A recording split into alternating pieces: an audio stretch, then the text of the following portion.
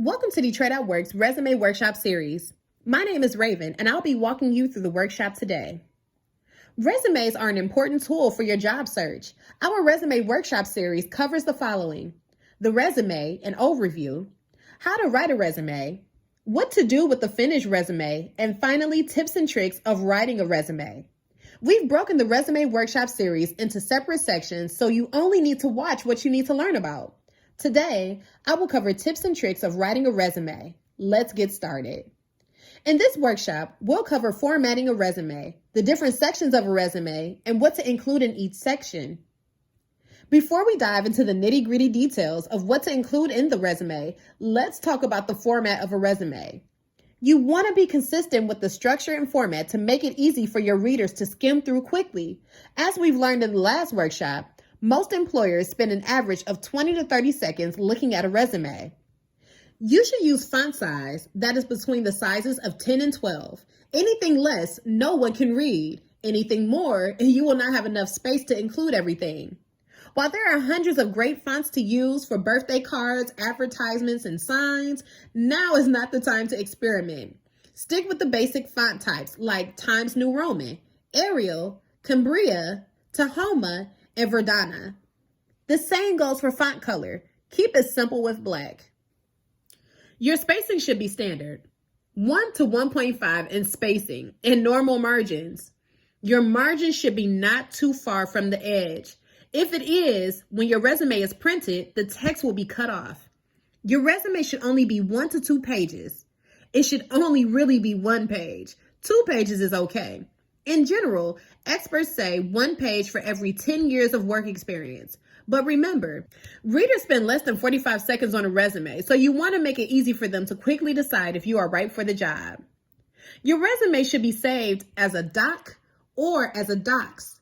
This is important because many large companies use software that scans resumes for specific keywords. This means that before any human takes a look, this software decides if you have the experience or skills needed for the role. This software cannot scan PDFs.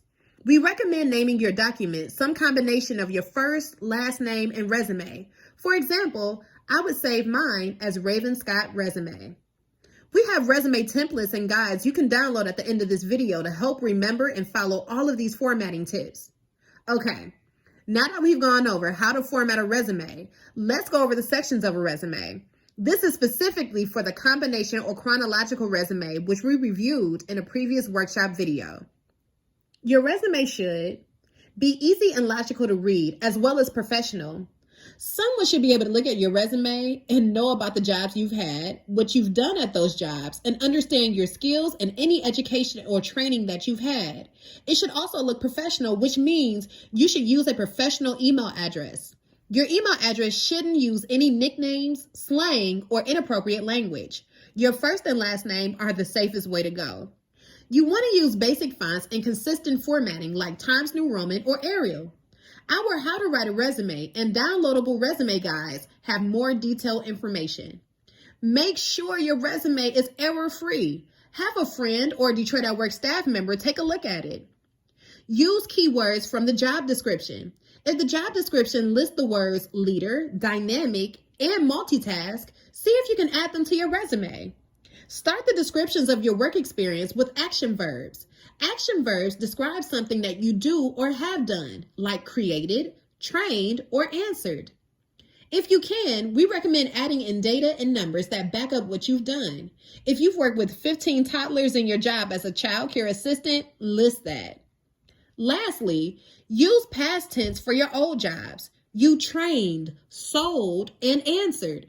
If it is your current job, you train, sell, and answer. Save your resume as a doc or docs, which allows software to scan your resume for specific skills an employer wants. You should save your resume right when you start and save it often. If something happens to your computer, you don't want to lose all of your hard work. So what are things you should avoid when writing your resume? Your resume should not include pronouns like I, you, she, he, or they. Use action verbs instead. There is no need to list your full address. City and state is okay.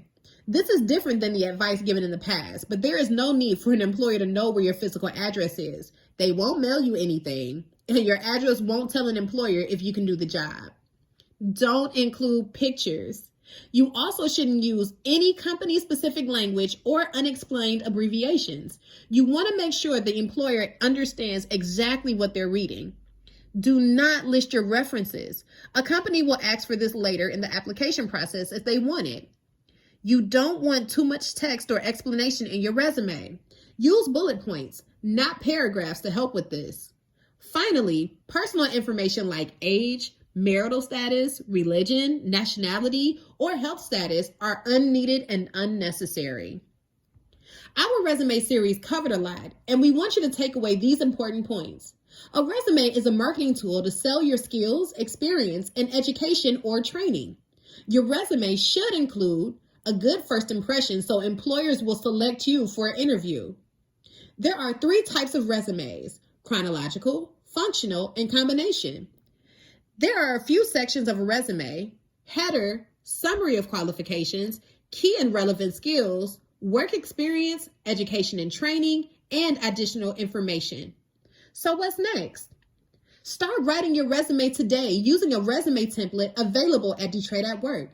Once you're done with it, proofread your resume and use our Detroit at Work resume checklist to make sure you are not missing any important information. And if you want specific feedback, work with a Detroit at Work staff member to get feedback on your resume.